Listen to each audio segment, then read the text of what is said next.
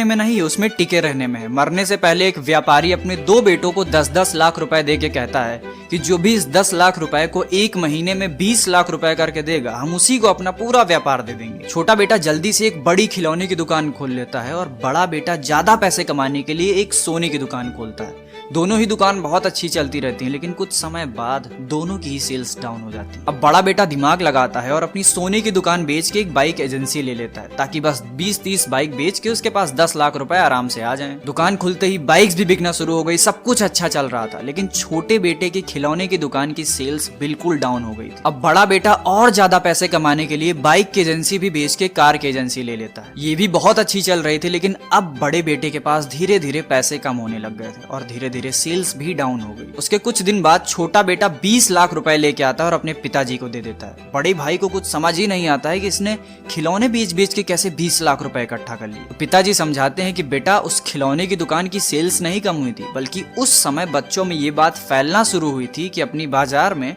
एक बड़ी खिलौने की दुकान खुली है। और कुछ दिन बाद उन्हीं बच्चों की भीड़ से सेल्स आना शुरू हुई। और इसी पॉइंट को कहते हैं प्लेट्यू। जो भी इस पॉइंट पे टिका रहा, ग्रोथ उससे ही मिलेगी। This is the concept of stay at the plateau from the book think straight.